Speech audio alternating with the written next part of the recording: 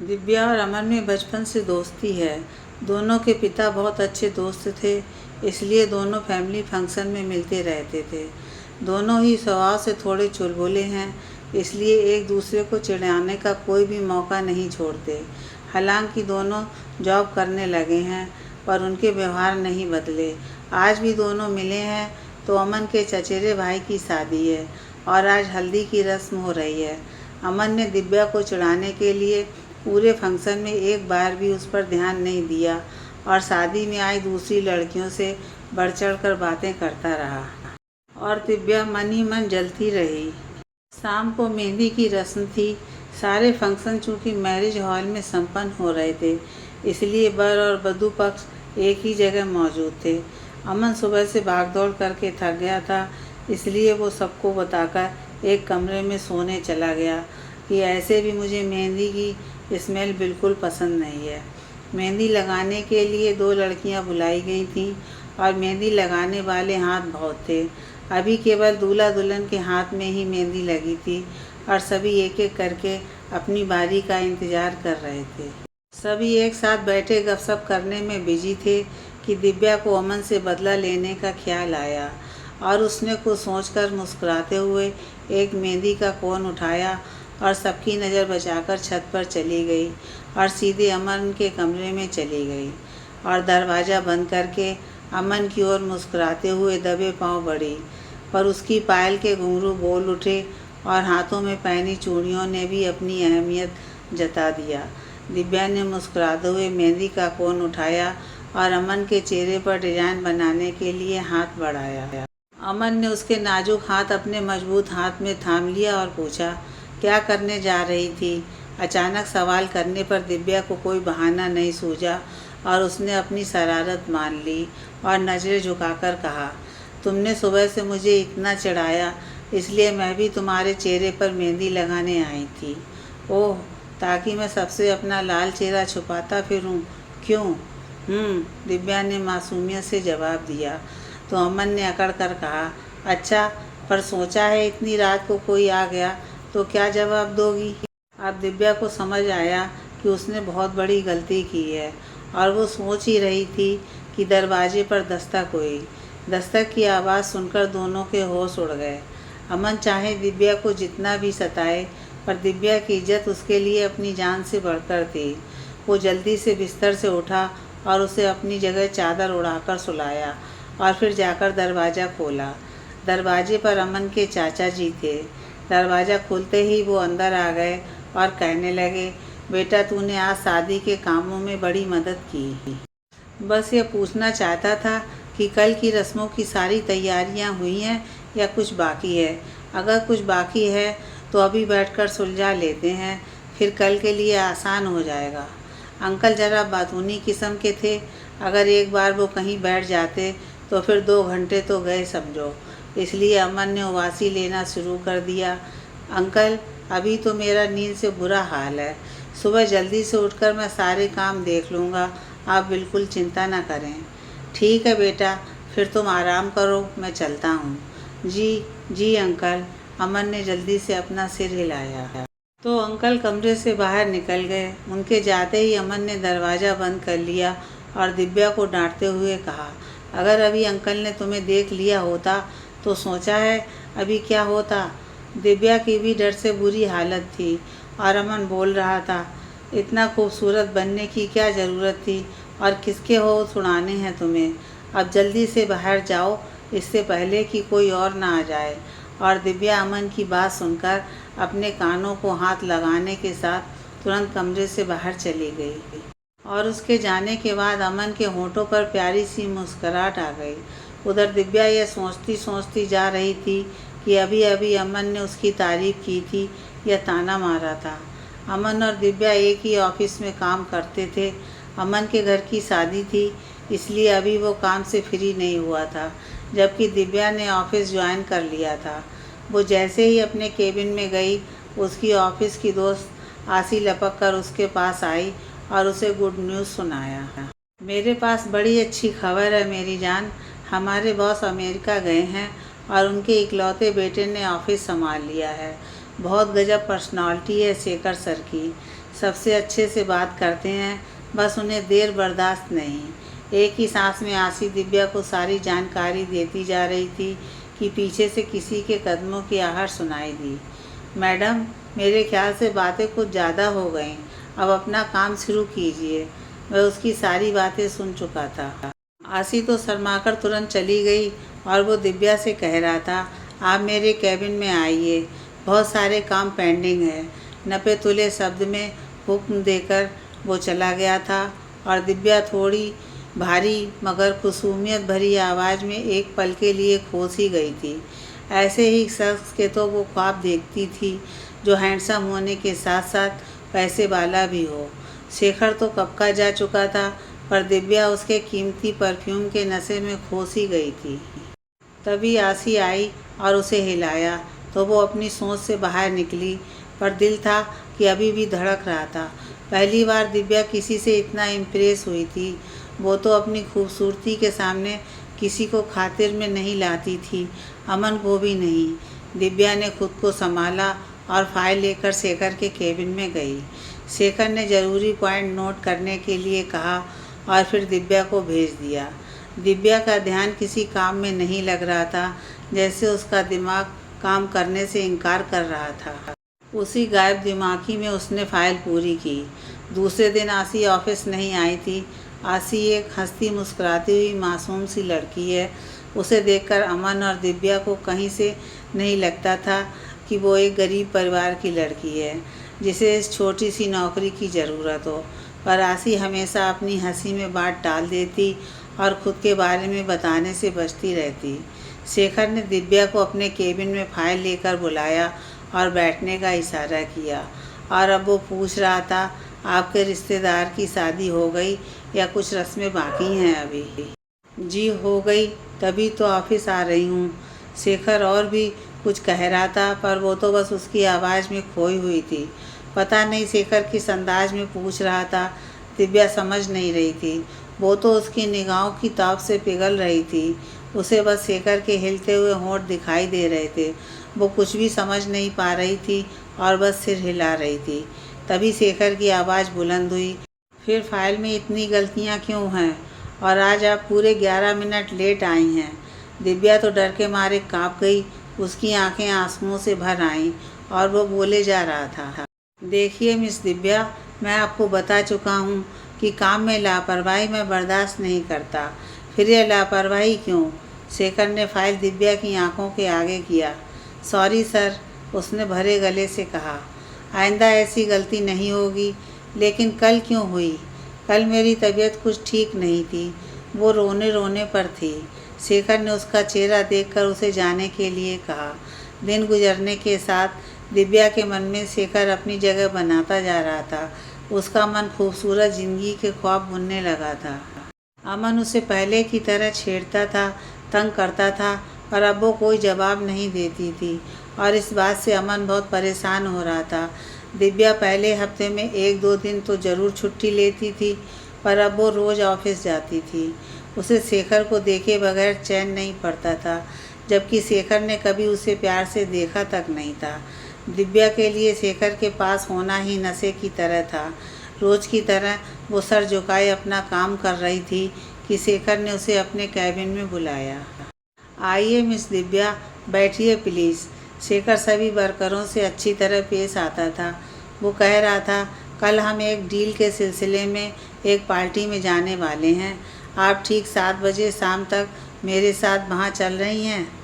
Okay, उसने हमेशा की तरह सीधे काम की बात की। दिव्या ने तुरंत सिर हिलाकर हाँ कहा। उस दिन वो ऑफिस से निकली तो उसके चेहरे पर अनोखी खुशी थी और अमन ने उसका चेहरा गौर से देखा था। अगले दिन ठीक 7 बजे दिव्या शेखर की कीमती कार में उसके साथ फ्रंट सीट पर बैठी थी। उसका मन हवाओं से बातें कर रहा था। ब्लैक सूट और खुले बालों में वो किसी परी से कम नहीं लग रही थी और उसके कानों में बड़ी बड़ी बालियों ने उसके चेहरे पर 4 चांद लगा दिए थे। शेखर ने पहली बार उसे सराहने वाली नज़रों से देखा। शेखर ने भी ब्लैक सूट कोट पैंट पहना था और बहुत शानदार लग रहा था। वो लोग पार्टी में साथ में अंदर जा रहे थे।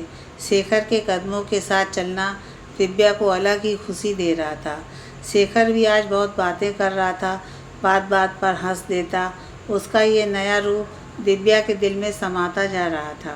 तभी एक साधारण सी शक्ल की लड़की का हाथ पकड़कर शेखर दिव्या के पास आकर बोला, दिव्या, इनसे मिलो, यह है मेरी बचपन की दोस्त और मेरे पापा की बहुत जिगरी दोस्त की बेटी सुमन। शेखर की आवाज़ में इतनी खुशी झलक रही थी कि दिव्या कुछ देर तक उसे मूर्खों की तरह देखने लगी और फिर सुमन ने हाथ मिलाने के लिए अपना हाथ आगे बढ़ाया तो दिव्या ने भी अपना हाथ आगे बढ़ाया। हाथ मिलाने के बाद सुमन तुरंत एक्सक्यूज़ कह के चली गई। दिव्या को उसकी आंखों में आंसू की बूंदें दिखाई दी और उसकी आवाज़ में भी कपकपाहट महसूस हुई। और उसके जाने के बाद शेखर ने एक ज़बरदस्त कहकहा लगाया, जबकि दिव्या को उसका बेकार में हंसना कुछ समझ नहीं आया। पार्टी चल रही थी कि शेखर ने दिव्या के पास आकर कहा, चलो चलते हैं। उसने सिर हिला दिया और शेखर के साथ बाहर निकलने के लिए बढ़ गई। और जब वो कार में बैठी तो बोले बिना नहीं रह सकी, सर, आज पहली बार आपको इतना खुश देखा है और आप शायद नहीं जानते जब आप खुश होते हैं तो कितने अच्छे लगते हैं। उसे इतना बोलना बहुत मुश्किल लगा था, फिर भी उसने बोल ही दिया, भाई, ये तो बड़े कमाल की बात है, मुझे तो पता ही नहीं था। और वो फिर खुलकर हंस दिया और बोला, तुम्हें मुझसे डरने की कोई ज़रूरत नहीं। इस वक्त हम ऑफिस में नहीं हैं और ऑफिस के बाहर मैं ऐसा ही हूँ। शेखर की बात सुनकर दिव्या के होंठों पर मुस्कान आ गई। फिर शेखर ने उसे उसके घर तक छोड़ दिया और चला गया। दिव्या घर के अंदर गई तो अमन वहाँ पहले से मौजूद था, पर दिव्या उसे इग्नोर कर अपने कमरे में चली गई। उसकी मम्मी ने पीछे से आवाज़ भी दी कि अमन कब से बैठा है, यहीं आकर हमारे पास बैठो, पर उसने कह दिया कि अभी बहुत थक गई हूँ और अब अपने कमरे में बिस्तर पर लेटी मुस्कुराते हुए शेखर के बारे में सोची जा रही थी। दिव्या का इग्नोर करना अमन को बेचैन कर गया। दिव्या की मम्मी को भी अपनी बेटी की हरकत का बुरा लगा था, इसलिए वो चुप सी थी। अमन ने ही माहौल को हल्का करने के लिए मुस्कुराते हुए कहा, क्या आंटी, आपके हाथ की चाय पीने आया हूँ मैं और आप ऐसे बैठी हैं। चलिए, मैं किचन में आपकी हेल्प करता हूँ। और फिर जब तक दिव्या की मम्मी ने चाय बनाई तब तक वो अपनी बातों से उन्हें हंसाता रहा। दिव्या बिस्तर पर लेटकर शेखर के साथ बिताए पल याद कर रही थी। हालांकि कोई ख़ास बात नहीं हुई थी, पर शेखर का तुम बोलना उसे खुशी दे रहा था। उसके ख्यालों में शेखर का मुस्कुराता हुआ चेहरा बार बार आ रहा था। अब अक्सर शेखर और दिव्या मीटिंग के लिए बाहर जाने लगे थे और कभी कभी खाना खाने रेस्टोरेंट भी चले जाते थे। आज ही शेखर ने दिव्या की मुस्कुराहट की तारीफ़ करते हुए कहा था, तुम्हारी मुस्कान बहुत प्यारी है, ऐसे ही मुस्कुराती रहा करो। और अब तुम मेरी दोस्त बन गई हो, इसलिए मुझसे बात करो तो खुलकर बोलना, झिझकने की ज़रूरत नहीं है। दिव्या ऐसे ही अपने घर के लॉन की सीढ़ियों पर बैठी हुई थी और शेखर के ख्यालों में खोई हुई थी कि अमन उसके बगल में आकर बैठ गया और दिव्या को अपने आप में ही मुस्कुराते हुए देखा तो उसके दिल में उदासी उतर गई। तुम आजकल किन हवाओं में उड़ती रहती हो दिव्या? सीधे ही सवाल कर दिया अमन ने। क्यों, तुमने कब देखा है मुझे उड़ते हुए? दिव्या ने भी सवाल का जवाब सवाल करके दिया। मैं शेखर सर की बात कर रहा हूँ दिव्या, तुम्हारा उनके साथ हमेशा साथ आना जाना हजार किस्से बना रहा है। अमन की आवाज़ में थोड़ी तल्खी थी, जिसे सुनकर दिव्या को गुस्सा आ गया। ये मेरी ज़िंदगी है मिस्टर अमन, मैं चाहे जैसे जीऊँ, तुम्हें क्या मतलब? मुझे मतलब है, क्योंकि मैं तुम्हारे बचपन का दोस्त हूँ। ऑफिस में लोग तुम्हारे बारे में बेहुदा बातें करते हैं, वो मैं बर्दाश्त नहीं कर सकता, उसने बहुत गुस्से से कहा। दिव्या को भी गुस्सा आ गया और बोली, तुम्हें मेरी फ़िक्र करने की ज़रूरत नहीं है, और जहाँ तक लोगों के बात करने की बात है तो दुनिया का काम है बातों का बतंगड़ बनाना। मेरी बला से मुझे कोई फ़र्क नहीं पड़ता। और हाँ, शेखर के बारे में कुछ भी गलत बोलने की कोशिश मत करना, कोई उन पर उंगली भी उठाए मुझे बर्दाश्त नहीं होगा। दिव्या ने भी बहुत गुस्से से कहा और एक झटके से उठकर चली गई। अमन दिव्या को जाते देखकर बिल्कुल बेजान रह गया। उसे वो दिन याद आ गए जब 2 साल पहले उसे बुखार हुआ था। तब दिव्या कितनी परेशान हो गई थी। आंटी के साथ घर आई थी और खुद ही बैठकर ठंडी पट्टियाँ उसके सर पर रखने लगी थी। उसकी आंखों में तब अमन के लिए आंसू थे। उसे दिव्या के साथ बिताए सारे खूबसूरत पल याद आ गए। ये सब बात याद करते हुए अमन की आंखें भर आईं और वो उठकर सीधा अपने घर चला गया। अमन की मम्मी अब उसकी शादी कर देना चाहती थी। आजकल अमन हमेशा उदास रहता था। वो जानती थी कि अमन दिव्या को पसंद करता है। वो आजकल में दिव्या की मम्मी से मिलने जाने वाली थी। संडे का दिन था। अमन बेड पर लेटा हुआ था कि उसकी आंखों पर किसी ने अपने हाथ रख दिया। अमन ने वो हाथ एक झटके से हटा दिया तो दिव्या का मुस्कुराता चेहरा नजर आया। अमन, नाराज हो? वो उस पर झुकी हुई बड़े प्यार से कह रही थी। अमन ने गुस्से से मुंह मोड़ लिया। ओह, तुमसे किस बेवकूफ़ ने कहा है कि तुम गुस्से में अच्छे लगते हो? दिव्या ने ज़बरदस्ती उसका चेहरा अपनी ओर करते हुए कहा तो अमन ने भी कह दिया, दिव्या प्लीज़ चली जाओ, मुझे तुम्हारी शक्ल नहीं देखनी है। क्यों, क्या मेरी शक्ल चुड़ैल जैसी है? प्लीज़ अमन, मुझे माफ़ कर दो। उस दिन मुझे गुस्सा आ गया था। तुम तो मेरे बचपन के दोस्त हो। वो बड़े प्यार से बोल रही थी और उसकी बातों से अमन ज़्यादा देर नाराज़ नहीं रह सका। फिर भी थोड़े नाराज़ लहजे में बोला, ओके, पर आइंदा ख्याल रखना। मैं सारी दुनिया की नफ़रत सह सकता हूँ पर तुम्हारी नहीं। उसकी बात सुनकर दिव्या हंस पड़ी और बोली, जानती हूँ, इसीलिए तो मनाने चली आई। वैसे एक बात कहूँ? दिव्या ने अमन के कान के पास आकर धीरे से कहा तो अमन ने हाँ में सिर हिला दिया। तुम गुस्से में बहुत प्यारे लगते हो, दिव्या ने अमन को देखकर कहा और हंस पड़ी। और इससे पहले कि अमन उसे पकड़ता वो जल्दी से भाग गई।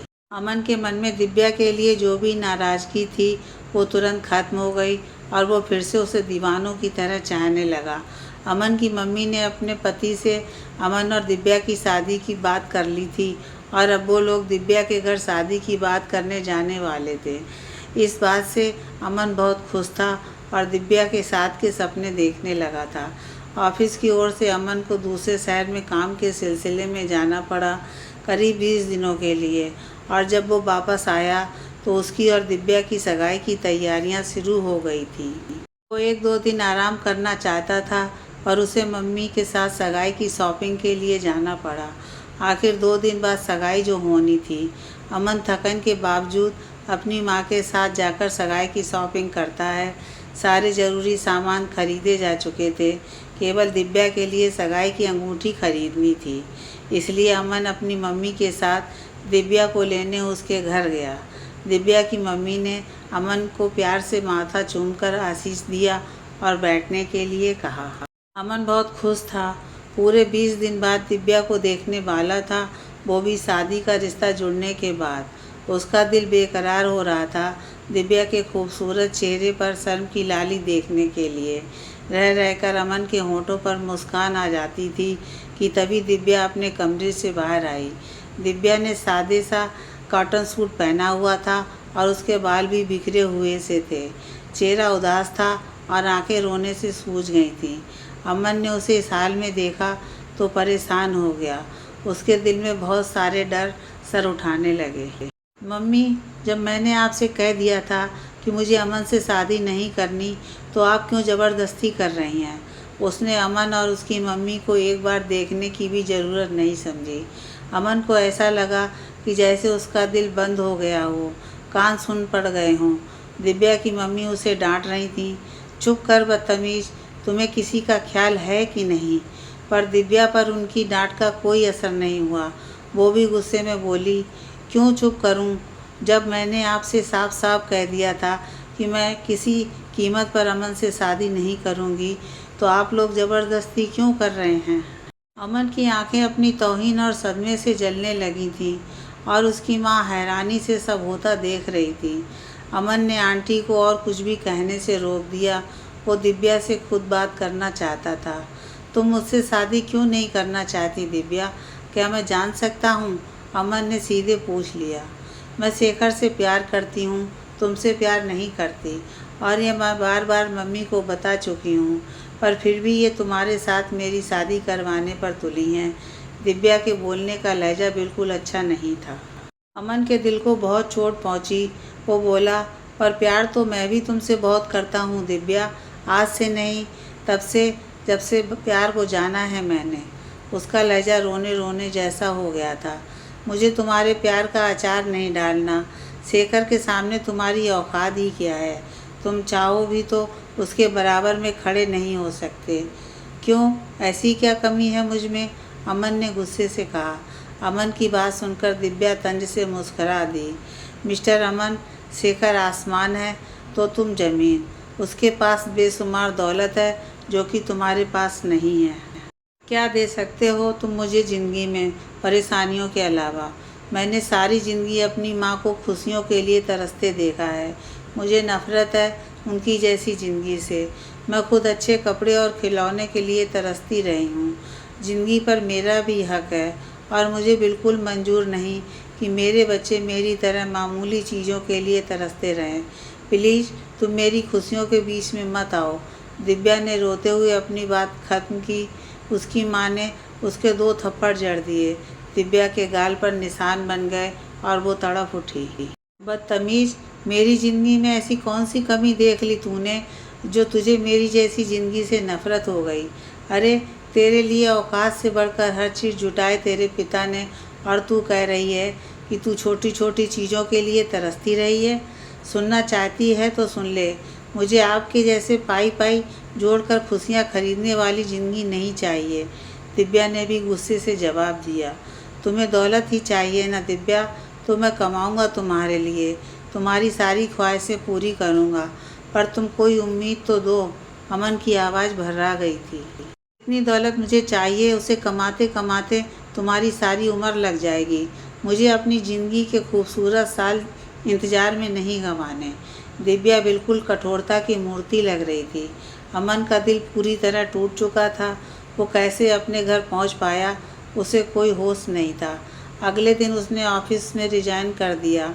आसी को इस बात का पता चला तो उसने अपना दिल थाम लिया। वह तो एक करोड़पति पिता की इकलौती औलाद थी, पर अमन के प्यार ने उसे एक छोटी सी नौकरी करने पर मजबूर कर दिया। अमन से पहली मुलाकात एक बुक स्टॉल पर हुई थी। दोनों एक दूसरे से टकरा गए थे और आसी के होंठ से खून निकलने लगा था। वो बहुत ज़ोर से चिल्लाई और बुरा भला कहने लगी, पर अमन ने एक भी शब्द नहीं कहा और अपना रुमाल निकालकर आसी का खून साफ किया, माफ़ी भी मांगी और घर ड्रॉप करने के लिए भी पूछा। फिर दूसरी बार उसे अपनी दोस्त की सगाई में मिला और उस वक्त से वो आसी के दिल में समा गया। फिर आसी ने अमन के बारे में सब पता किया और केवल उसकी खातिर अपने शहर वापस नहीं गई। अमन के प्यार में उसने पाने की चाहत कभी नहीं रखी, बस उसके करीब रहने के लिए उसी के ऑफिस में नौकरी कर ली। वो बस उसे एक नज़र देखकर खुश थी, उसके बारे में सोचती थी और दिल ही दिल में प्यार करती थी। जब अमन ने नौकरी छोड़ दी तो वो उसके घर पहुंची और अब पूछ रही थी, तुमने रिजाइन क्यों किया? मैं अच्छी जॉब के लिए अमेरिका जाना चाहता हूँ, दुआ करो कि जल्दी बात बन जाए। वो बेहद उलझा सा लग रहा था। मगर क्यों अमन, तुम्हारी तो अच्छी खासी जॉब थी और फिर अभी पढ़ भी तो रहे हो तुम। मुझे हर कीमत पर शेखर सर के बराबर आना है आसी। मैं देखना चाहता हूँ कि फिर दिव्या हम दोनों में से किसे चुनती है। तो तुम केवल दिव्या की वजह से अमेरिका जाना चाहते हो? हाँ, मगर अमन, अगर मगर कुछ नहीं, और तुम प्लीज़ यहाँ से जाओ। मैं पहले ही बहुत परेशान हूँ, मुझे और तंग मत करो। दोनों हाथों की उंगलियों को उसने अपने बालों में फंसाते हुए कहा। आसी बस अपने होंठ काट कर रह गई। वो समझ गई थी कि अभी अमन कुछ भी नहीं सुनेगा। अमन के अमेरिका जाने का कोई प्रबंध नहीं हो सका था। कुछ दिन बाद उसका जन्मदिन था। आसी ने अमेरिका जाने के लिए टिकट का तोहफा दिया। अमन यह गिफ्ट नहीं लेना चाहता था, पर आसी ने उसे समझाया कि बाद में मुझे पैसे वापस दे देगा। बहुत मुश्किल से अमन ने इसके लिए तैयार हुआ। अमन को अमेरिका भेजकर आसी पूरे दिन रोती रही। उधर अमेरिका पहुंचकर अमन को पता चला कि आसी ने उसके रहने और नौकरी का भी इंतज़ाम कर दिया है। आसी की इस मदद पर उसकी आंखें भीग गईं।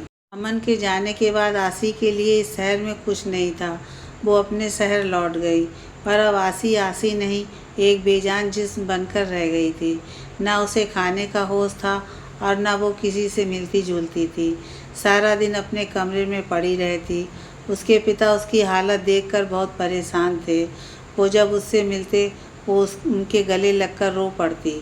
पापा, क्या फ़ायदा इतनी दौलत का जब मुझे मेरा प्यार मेरी खुशी ना दे सके। पूरे 3 साल बाद अमन अपने देश वापस आया तो वह एक दौलतमंद और कामयाब इंसान बन चुका था, और ये सब आसी के पापा की वजह से संभव हुआ था। उसने अपने आने की खबर आसी को नहीं दी थी। सोचा था कि पहले दिव्या से मिलेगा और दोनों साथ जाकर आसी को शुक्रिया कहेंगे। इन 3 सालों में आसी के पिता का साया उस पर से उठ गया था और वो बिल्कुल अकेली हो गई थी। फिर भी अपना दुख भूलकर वो अमन के मम्मी पापा की खबर लेती रहती थी। अमन अपने घर आया और जल्दी से नहाकर रब से हुलिये में दिव्या के घर पहुंच गया। पाया उसकी 3 सालों में दिव्या और खूबसूरत हो गई थी। हाँ, पर आंटी पहले से कमज़ोर दिखाई दे रही थी।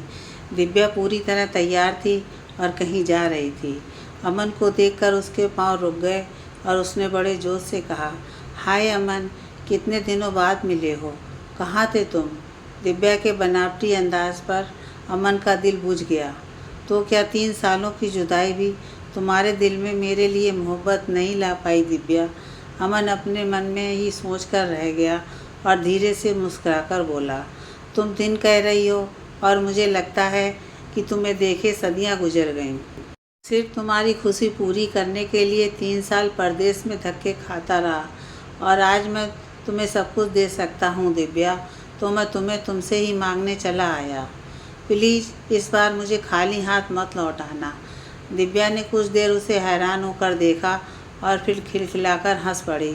ओह माय गॉड अमन, मैंने कहा और तुम दौलत कमाने निकल पड़े। दिव्या हंसती जा रही थी और अमन उसे देखे जा रहा था।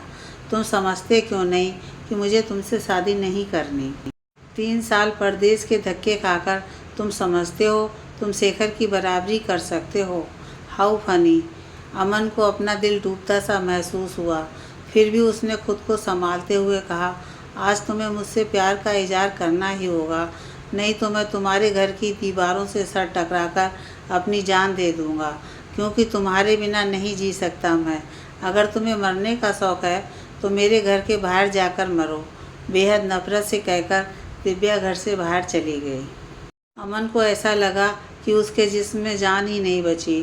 कैसे वो गाड़ी में बैठा और कैसे उसने संतुलन खोया, उसे कुछ खबर ही नहीं हुई। जब वो होश में आया तो सारा जिस्म दर्द से करा रहा था।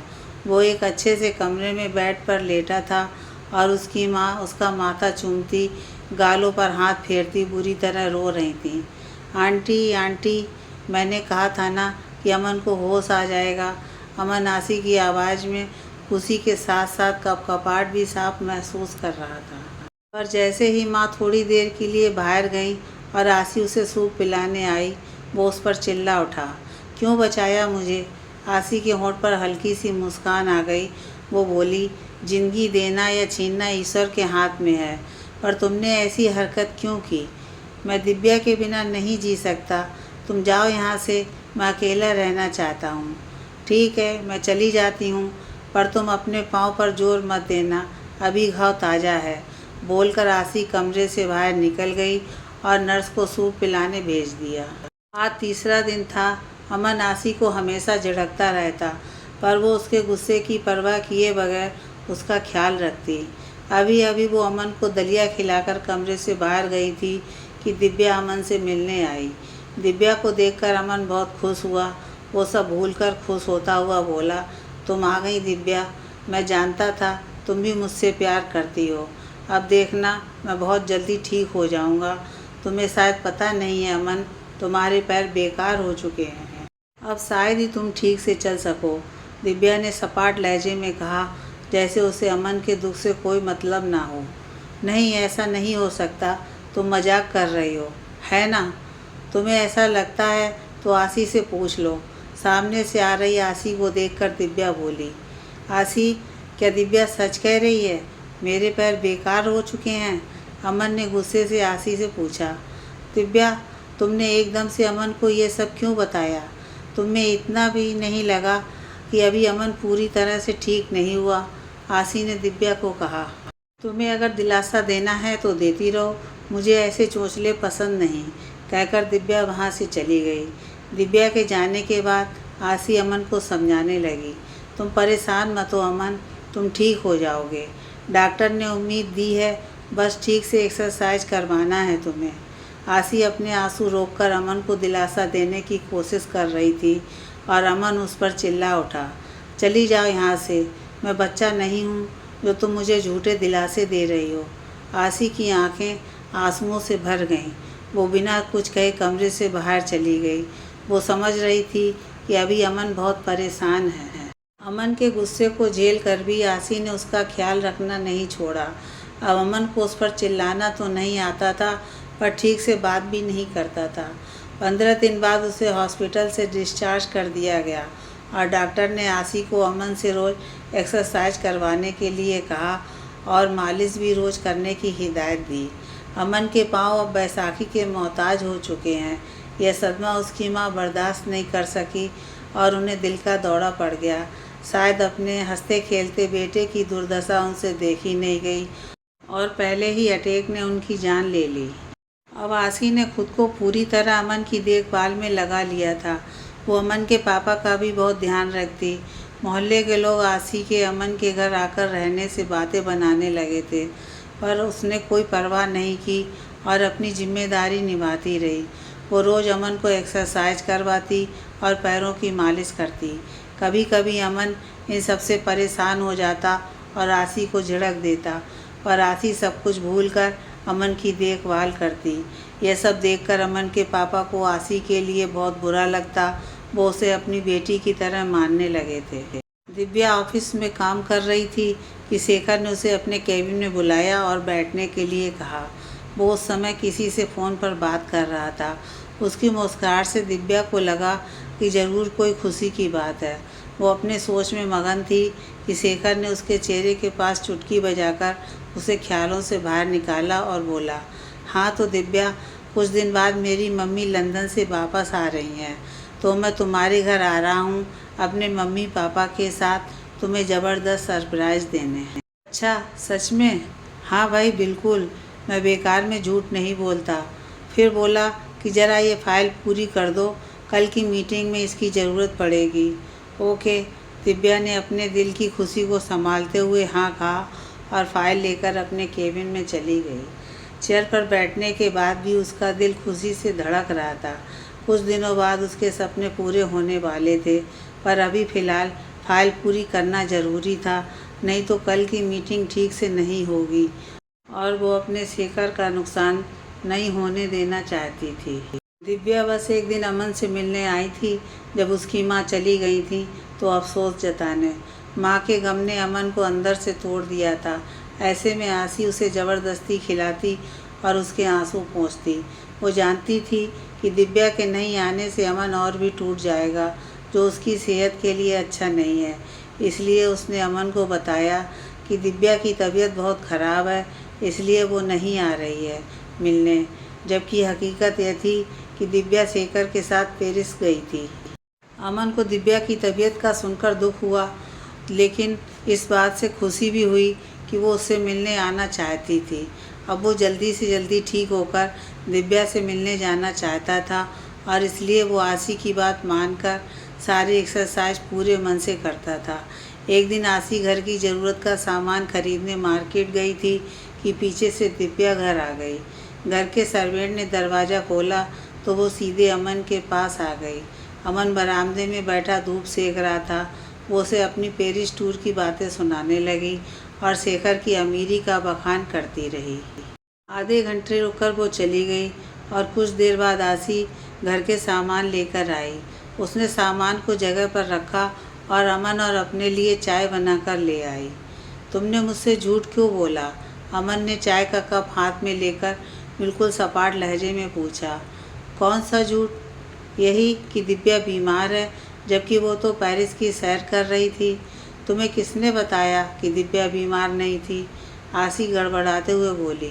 ये मेरे सवाल का जवाब नहीं है। अमन की निगाहों में कुछ ऐसा था कि आसी की नज़रें खुद ब खुद झुक गईं और उसका दिल धड़क उठा।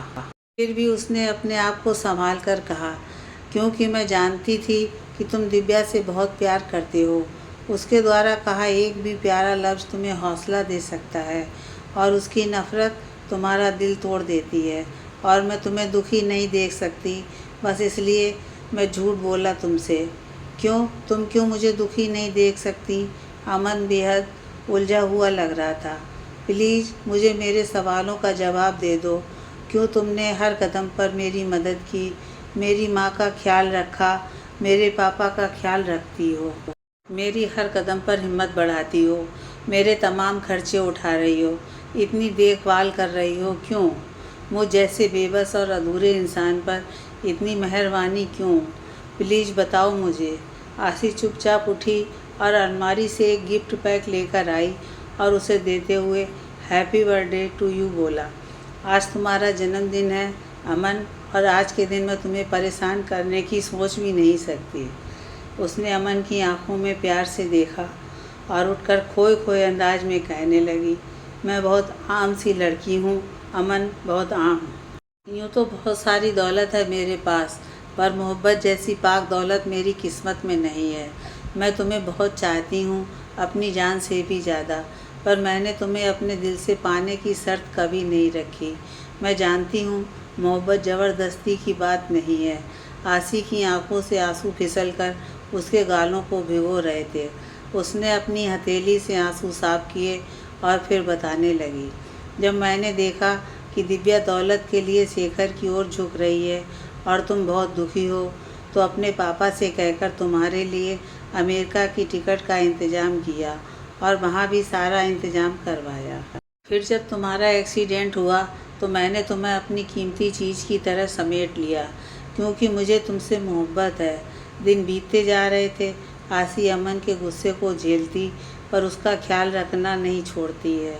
एक दिन वो उसे खाना देने आई तो अमन ने उससे पूछा, तुम मेरा इतना ख्याल क्यों रखती हो, जबकि तुम अच्छी तरह से जानती हो कि मैं दिव्या से प्यार करता हूँ और हमेशा करता रहूँगा। मैं जानती हूँ और इसलिए चाहती हूँ कि तुम जल्दी से अपने पैरों पर चल सको, ताकि दिव्या और तुम्हारे बीच सब ठीक हो जाए। पर क्यों, तुम मेरे लिए इतना क्यों कर रही हो? क्योंकि मैं तुम्हारी खुशी चाहती हूँ और तुम्हारी खुशी दिव्या के साथ है। और मुझे विश्वास है अमन, एक ना एक दिन दिव्या को अपनी गलती का एहसास ज़रूर होगा और तब तुम्हारे पैरों की कमज़ोरी तुम्हारे और उसके मिलन के बीच ना आए। इसलिए चाहती हूँ कि तुम तब तक पूरी तरह ठीक हो जाओ। पर तुमने सोचा है कि अगर मैं और दिव्या एक हो जाएंगे तो तुम क्या करोगी, कहाँ जाओगी? उसके इस सवाल से आसी के दिल में दर्द की लहर उठ गई। उसने अपने आंसुओं को छुपाने के लिए मुंह फेर लिया और बोली, मैं अपना सारा कारोबार, दौलत, सब कुछ तुम्हें सौंपकर अपने अंकल आंटी के पास लंदन चली जाऊंगी। उसने बहुत कोशिश की कि उसके आंसू आंखों से बाहर ना आए, पर ऐसा ना कर सकी। इसलिए बोलकर वो रुकी नहीं, भागकर कमरे के बाहर चली गई। अमन बहुत हैरान हुआ। वो चुपचाप अपने बिस्तर पर लेट गया और सोचने लगा, आसी ने कभी नहीं चाहा कि मैं दिव्या से दूर हो जाऊं, जबकि दिव्या, जिसे मैं इतना चाहता हूं, वो केवल दौलत के लिए शेखर के साथ रहना चाहती है। गुजरने वाले हर दिन के साथ दिव्या शेखर और उसकी फैमिली के अपने घर आने का इंतज़ार कर रही थी, और आज ही शाम उसका इंतज़ार पूरा होने वाला था। इसलिए आज की शाम का दिव्या को बेसब्री से इंतज़ार था। शेखर अपनी खूबसूरत मॉडर्न मॉम और अपने पिता के साथ उसके घर आ गया था, और दिव्या भी बहुत अच्छी तरह तैयार होकर सबके सामने बैठी थी। शेखर की माँ दिव्या की मम्मी से कहने लगी, भाई शेखर तो दीवाना हो गया है आपकी बेटी का, और आज आपकी बेटी को देखकर मुझे यकीन हो गया कि वाकई ये इस अहमियत के लायक है। वो मुस्कुराते हुए बोल रही थी और दिव्या की नज़रें शर्म से झुकी हुई थी। उसके मन में खुशी के लड्डू फूटने लगे थे। दिव्या, मैंने तुम्हें सरप्राइज़ देने की बात की थी ना, आज वो दिन आ गया है, और बहुत पहले आ जाता अगर मॉम लंदन में ना होती। परसों ही आई हैं लंदन से। खैर तुम अपनी आंखें बंद करो, मुझसे और इंतज़ार नहीं होगा। शेखर अपनी मम्मी के पास से उठकर दिव्या के पास आ गया था और दिव्या ने कुछ ना समझते हुए भी हैरानी से अपनी आंखें बंद कर लीं। चलो अब आंखें खोलो, दूसरे ही पल उसने बोला और एक खूबसूरत सा कार्ड उसकी हथेली पर रख दिया। ये मेरी और सुमन की शादी का कार्ड है। मेरी कोई बहन तो है नहीं, तो अब तुम्हें मेरी शादी में उसकी जगह सारा इंतज़ाम करना है। दिव्या को लगा जैसे आसमान उसके सिर पर आ गिरा हो। वह मुस्कुराकर अपना भ्रम रखना चाहती थी, पर उसकी खूबसूरत आंखें, जिनमें थोड़ी देर पहले सुनहरे ख्वाब झिलमिला रहे थे, अब आंसुओं से झिलमिलाने वाली थी। मम्मी पापा कब गए उसे पता भी नहीं चला। वह चीख चीख कर रोना चाहती थी अपनी बदकिस्मती पर। उसने अमन से कहा था कि वह अपनी खूबसूरत ज़िंदगी किसी के इंतज़ार में बर्बाद नहीं कर सकती, और आज क्या हो गया था। उसकी आंखों के सारे खूबसूरत ख्वाब एक पल में बिखर गए थे। शेखर हर रोज़ उसे फ़ोन करता था, यहाँ तक कि अपनी शादी वाले दिन भी उसे नहीं भूला, पर वो तो पत्थर हो गई थी। उसने जॉब भी छोड़ दी। फिर एक दिन अचानक ही उसकी नज़र शेखर से टकराई, तो वो जल्दी से उसके पास आ गया।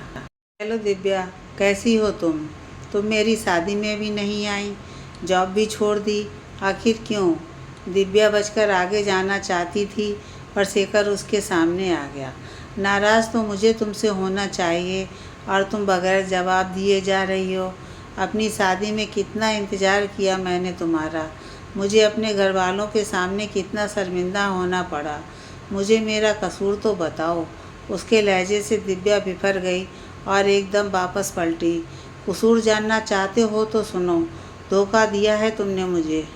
मेरी आंखों में सुनहरे ख्वाब भरकर मेरी आंखें ही नोच ली तुमने। तुम्हारे लिए मैंने अमन को ठुकरा दिया। क्या कमी थी मुझ में? सिर्फ यही ना कि मैं एक गरीब घर की लड़की थी जिसे तुम दोस्त बना सकते हो, पर पत्नी नहीं। कहते कहते उसका मन फट गया और वो दोनों हाथों से अपना चेहरा छुपाकर रो पड़ी। यू मीन तुम मुझसे प्यार करती थी? आई एम सॉरी दिव्या, पर मुझे ये बिल्कुल पता नहीं था। मैंने तुम्हारे लिए कभी ऐसा नहीं सोचा। मैं तो सुमन से प्यार करता हूँ, जब से प्यार को जाना है मैंने। खैर फिर भी सॉरी, पर मैं कसूरवार नहीं हूँ। अब मैं चलता हूँ, ज़िंदगी रही तो फिर मिलेंगे। दिव्या उसे जाता देख रही थी और सोच रही थी कि आज तक वो मोहब्बत खोने के शौक़ मना रही थी, पर अब उसे अपनी इज्जत और खुददारी का भी शौक़ मनाना होगा। वो बहुत मुश्किल से अपने घर पहुंची। वो उस दिन को याद कर रही थी जब उसकी माँ ने उसे कहा था, तू किसी के प्यार को ठुकरा रही है, कहीं ऐसा ना हो तुम्हें पछताना पड़े। कुछ देर बाद पता नहीं उसे क्या सूझा कि उसने अमन को फ़ोन लगा दिया। हेलो, अमन स्पीकिंग। हेलो अमन, मैं दिव्या बोल रही हूँ। आज कैसे याद आ गई मेरी? सब ठीक तो है? उसकी आवाज़ में खुशी झलक रही थी। आसी जो उसके सिर में तेल डाल रही थी चौंक गई। ऐसी बात नहीं है अमन, मैं तो तुम्हें कभी भूली ही नहीं। वो तो कुछ दिन तक मेरी आंखों पर दौलत की पट्टी पड़ गई थी, इसलिए मैंने तुम्हारा दिल तोड़ दिया, पर तुम्हारा प्यार अपने दिल से नहीं निकाल सकी। उसकी बातें सुनकर अमन तो बस हैरान हो रहा था और वो बोल रही थी, हाँ अमन, मैं सचमुच बस तुमसे प्यार करती हूँ। इसलिए तो मैंने शेखर से शादी के लिए मना कर दिया, क्योंकि मैं केवल तुमसे प्यार करती हूँ। लेकिन मन में एक डर सा है कि पता नहीं तुम मुझे माफ़ करोगे भी या नहीं। आज भी मुझसे प्यार करते हो या नहीं? अमन के दिल में एकदम से प्यार के फूल खिल उठे। ये तुम क्या कह रही हो दिव्या? मैं आज भी तुमसे बहुत प्यार करता हूँ। सच अमन? हाँ दिव्या। अमन, तुम सोच भी नहीं सकते मैं आज कितनी खुश हूँ, दिव्या ने खिलखिलाती आवाज़ में कहा, तो अमन ने मुस्कुराते हुए फ़ोन बंद कर दिया। अगले ही दिन दिव्या अमन के सामने सजी धजी बैठी थी, अपनी गलतियों पर पछतावा कर रही थी और अपने प्यार का इजहार कर रही थी, और इस बार अमन की मोहब्बत ने उसका दिल जीत लिया था। दिव्या खुशी से उसके कंधे पर झूल गई थी। तभी आसी चाय लेकर कमरे में आई। चाय पीते हुए दिव्या ने चहकते हुए आसी से पूछा, आसी, तुम हमारी शादी के बाद क्या करोगी? आसी का सिर अपने आंसुओं को छुपाने के लिए खुद ब खुद झुक गया। मैं लंदन चली जाऊंगी अपनी आंटी के पास। हाँ बिल्कुल ठीक सोचा है, हमारी शादी के बाद तुम्हारा यहाँ क्या काम है ना अमन। एक अदा से मुस्कुराते हुए वो अमन की ओर घूमी। अमन दोनों को गौर से देख रहा था। आसी वहाँ ज़्यादा देर रुक नहीं पाई और जल्दी से उठकर चली गई। अमन आजकल रोज़ दिव्या को शॉपिंग पर ले जाता तो कभी डिनर पर। उस दिन भी वो दिव्या को उसके घर छोड़कर आया तो देखा आसी बैग पैक कर रही थी। तुम बैग क्यों पैक कर रही हो? मैं 2 दिन बाद लंदन जा रही हूँ अपनी आंटी के पास। मगर तुम क्यों जा रही हो? उसका लहजा बौखला गया था। तुम्हारी और दिव्या की शादी हो जाएगी तो मैं यहाँ क्या करूँगी? वो बुझे हुए अंदाज में कहती है और कमरे से चली गई और अमन वहीं बेड पर बैठ गया। जिस लड़की ने उसे वापस अपने पैरों पर खड़ा कर दिया, उसके गुस्से को झेलती रही, फिर भी कभी उफ तक नहीं किया, अपनी दौलत बार दी, वो आज सब कुछ छोड़कर जाने के लिए तैयार है। दूसरी सुबह आसी उसे उठाने आई तो उसे तेज़ बुखार हुआ था। आसी ने जल्दी से चाय बनाई और उसके साथ बुखार की दवा लेकर आ गई। दूसरे दिन आसी को जाना था और अमन सुबह से कमरे से बाहर नहीं आया था। आसी की आंखों में आंसू आ गए। मैं आज हमेशा के लिए तुम्हारी ज़िंदगी से दूर जा रही हूँ और तुम मुझे जाते हुए विदा करने भी नहीं आए अमन। वो अमन के कमरे में पहुँची और उसकी आंखों से उसके हाथ हटाए तो हैरान हो गई। अमन की आंखें आंसुओं से भरी हुई थीं। तभी दिव्या आ गई। अरे आसी, तुम आज जा रही हो हमेशा के लिए और मुझे बताया भी नहीं? वो तो अमन ने मुझे फ़ोन किया तब पता चला मुझे। दिव्या के चेहरे पर अपनी ज़िंदगी का कांटा निकल जाने की खुशी साफ झलक रही थी। आसी ने अपने आंसू साफ किए और दिव्या को गले लगा लिया। फिर अपने कमरे से अपना बैग लेकर आ गई। अभी उसने अपना कदम बढ़ाया ही था कि अमन ने आवाज़ दी, तुम मुझे छोड़कर चली जाओगी आसी? अमन के बुझे बुझे अंदाज और मायूसी पुकार पर आसी के कदम रुक गए और दिव्या तो जैसे हिल गई, उसकी तो दुनिया ही लुटने जा रही थी। पर अमन, तुम तो मुझसे प्यार करते हो। हाँ दिव्या, तुमसे प्यार करता हूँ मैं और सारी ज़िंदगी करता रहूँगा। पर आसी तो मेरी ज़िंदगी है, उसके बगैर तो जीने की सोच भी नहीं सकता मैं। उससे मैं इश्क करता हूँ और इश्क का दर्जा प्यार से भी कहीं ऊपर होता है। और हाँ, तुम्हें मुझसे प्यार कभी था ही नहीं, तुम्हें केवल दौलत से प्यार है। और यकीन करो, जितनी दौलत चाहो मांग लो, दे दूँगा, पर मेरे और आसी के बीच में कभी मत आना। दिव्या के कदमों के नीचे से ज़मीन निकल गई थी और वो खड़ी खड़ी अपना मातम मना रही थी। उधर अमन धीरे धीरे चलता आगे बढ़ा और आसी को खींचकर अपने सीने से लगा लिया तो आसी की आंखों में आंसू बहने लगे और उसने अमन के कंधे पर अपना सिर रख दिया और अमन अपनी उंगलियों से उसके आंसू साफ करते हुए कह रहा था कि आज के बाद तुम्हारी आंखों में बस खुशी के आंसू होंगे।